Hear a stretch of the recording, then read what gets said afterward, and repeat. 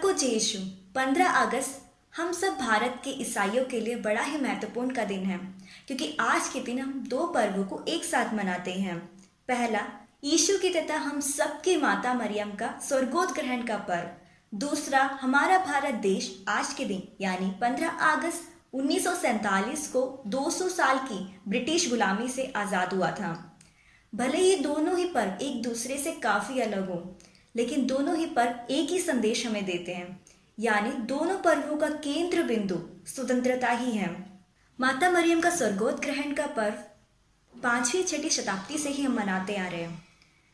1 नवंबर 1950 को संत पापा पियूष 12वें ने यह निर्णय लिया कि इस पर्व को यानी माता मरियम के स्वर्गोत्ग्रहण के पर्व को बड़े ही धूमधाम से मनाया जाए।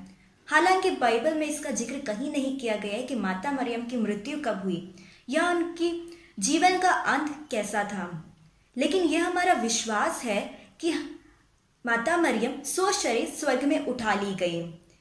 ये तो हमारे जो मानवीय विचार के आधार पर यह असंभव है, लेकिन लूकस के सुसमाचार के आधार पर संत लूकस के सुसमाचार अध्याय 1 पद संख्या 37 में लिखा गया है कि ईश्वर के लिए कुछ भी असंभव नहीं है।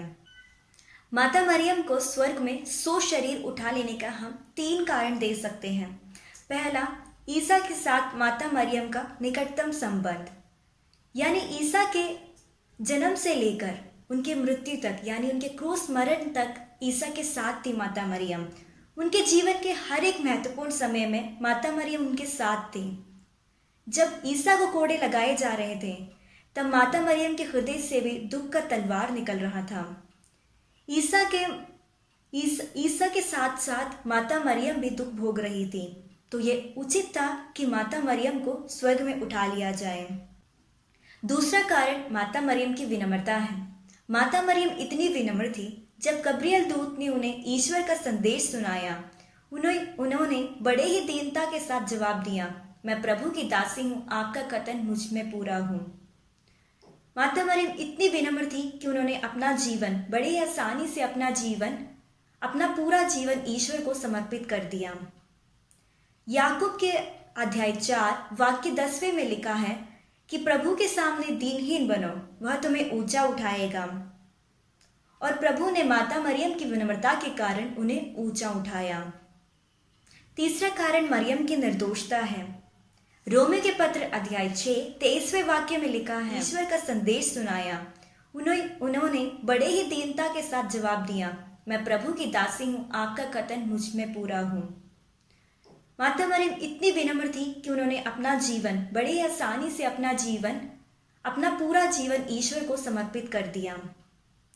याकूब के अध्याय 4 वाक्य 10वें में लिखा है कि प्रभु के सामने दीनहीन बनो, वह तुम्हें ऊंचा उठाएगा। और प्रभु ने माता मरियम की विनम्रता के कारण उन्हें ऊंचा उठाया। तीसरा कारण मरियम की निर्दोषता है। रोमियो के पत्र अध्याय 6 23वें वाक्य में लिखा है, पाप का वेतन मृत्यु है, किंतु ईश्वर का वरदान अनंत जीवन है। आदम और एवा ने पाप करके हम सब मानव जातियों को ईश्वर से दूर करके मृत्यु के भागीदार बना दिया, लेकिन माता मरियम को ईश्वर ने आदि पाप से दूर रखा और माता मरियम ने अपना जीवन निर्दोषता से बिताने के कारण ईश्वर ने उन्हें अपना वरदान प्रदान किया, यानी ईसा में अनंत जीवन। माता मरियम के स्वर्गोत्ग्रहण के जरिए हम सब मानव जातियों में एक आशा का दीप जला कि अगर हम भी ईसा के ओर ईश्वर की ओर जाएंगे तो हमें भी अनंत जीवन प्राप्त होगा, ईसा में अनंत जीवन मिलेगा। माता मरियम के इस स्वर्गोत्ग्रहण के पर्व के जरिए हमें माता मरियम के सभी गुणों को अपनाना चाहिए, यानी उनकी विनम्रता, उनकी निर्दोषता, ईसा के साथ उनका निकट संबंध।